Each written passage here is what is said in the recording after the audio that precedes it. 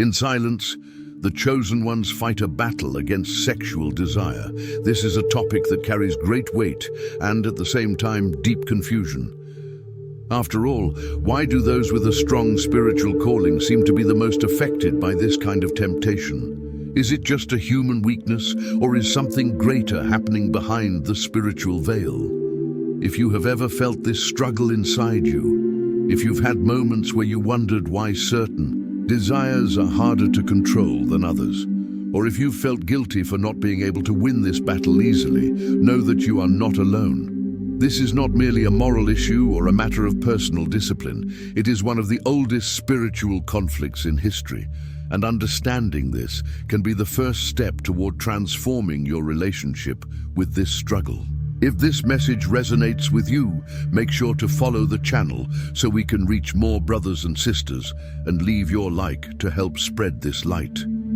Your support allows us to touch more lives and guide more chosen ones on their path. Today, we are going to dive deeply into this topic. We will explore why this battle exists, how biblical figures face the same conflict, and what we can learn from their stories. We will talk about the spiritual attacks that fuel this inner war, and how temptation can become a trap designed to distract you from your purpose. So continue watching, and while you do, tell me in the comments. Have you ever felt that this battle seems more intense for you than for others? How have you been dealing with it? I want to hear your experience. And if you believe this video may help someone going through the same difficulty, share it with them. Also, don't forget to subscribe to the channel for more content like this. Now let's go straight to the first point. 1. The hidden spiritual battle. Many people believe sexual desire is merely a biological impulse, something natural to the human body, with no deeper implications. But if it were that simple, why does this battle feel so much more intense for some people than for others? And why are those with a strong spiritual connection often the ones who feel the weight of this conflict the most? The answer goes far beyond biology. Yes, we are human beings with natural instincts, but we are also spiritual beings. And when you carry a greater calling, when your life has a purpose beyond the ordinary, spiritual forces begin to move in an attempt to keep you from reaching that destiny. Sexual desire, when balanced and aligned with a sacred purpose, is a blessing. But when it becomes a distraction or a cage, it can be one of the strongest tools used to pull you away from your mission. This happens because this desire touches one of the deepest points of our existence, creative energy. When a chosen one awakens to their true purpose, they become a threat to the forces operating in the world. And one of the most effective ways to neutralize a chosen one is to trap them in cycles of temptation, guilt, and emotional exhaustion. This struggle is not new. If you feel like this battle inside you has no end, understand that this is part of a spiritual conflict that has existed for millennia. Since ancient times, the chosen ones have always been targets of this type of attack. And there is a reason for that. To understand this reason and truly grasp its depth may be the first step toward breaking free from this cycle. If you think this struggle is something recent, just look at history. This spiritual battle against desire did not begin with you, with me, or with anyone in this generation. It has deep roots and has affected even the greatest spiritual warriors of humanity. Two striking examples are David and Samson. Both were chosen men, anointed by God for extraordinary purposes. David was one of the most important kings in the history of Israel, known for his connection with the divine, his courage, and his heart aligned with God. Samson, on the other hand, possessed superhuman strength given directly by the Creator to fulfill a specific mission, to deliver his people from oppression. Yet despite all this calling, power, and blessing, both fell into the same trap, sexual desire. David, the king who fell to temptation. The story of David and Bathsheba is one of the most well-known in the Bible. A man after God's own heart, David succumbed to a momentary desire that changed his life entirely. When he saw Bathsheba bathing, desire overtook him. What could have been just an impulse turned into a chain of destructive decisions, adultery, deceit, and even murder. What does this story teach us? That not even the strongest spiritually are immune to this battle. David was not just any man. He had a deep, intimate connection with God. Yet a single moment of vulnerability made him stray from the path. This shows how dangerous this struggle is, and how the enemy uses this strategy to destabilize those with a great calling.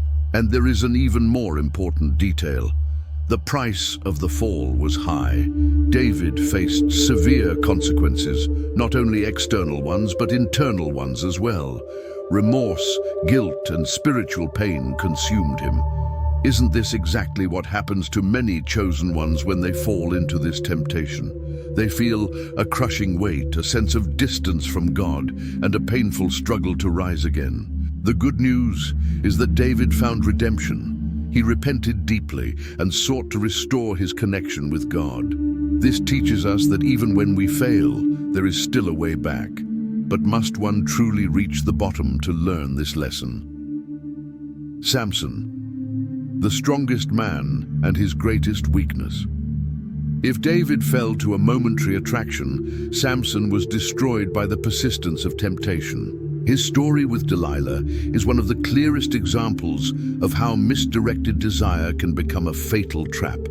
Samson had unmatched strength, a gift given by God to fulfill a great purpose. But he also had a weakness. He could not discern when desire was being used against him. Delilah was used to uncover the secret of his strength. Day after day, she pressured him, insisted, manipulated his emotions. And Samson, blinded by passion, eventually revealed the truth that sealed his fate. The result, he was captured. The enemy rarely attacks aggressively. Instead, he uses persistence, subtle normalization of error, and the illusion that giving in just a little has no consequences. This is how many chosen ones fall into cycles of temptation and become spiritually trapped. David and Samson show that this is not just a natural impulse, but a serious spiritual battlefield. The enemy knows your weaknesses and targets them to pull you away from your purpose. Sexual desire, therefore, is not merely biological. It is a vulnerable point exploited in the spiritual realm. For those with a greater calling, attacks become constant and strategic.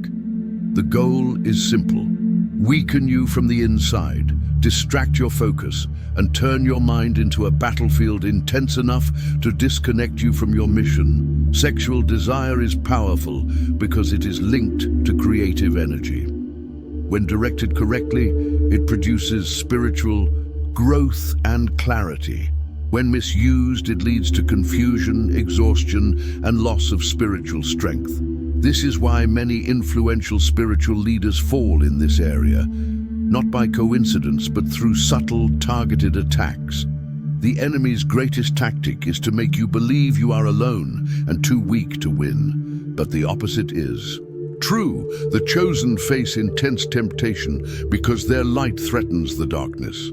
And for that reason, sexual temptation becomes a primary weapon against them, not because they are weak, but because they are significant.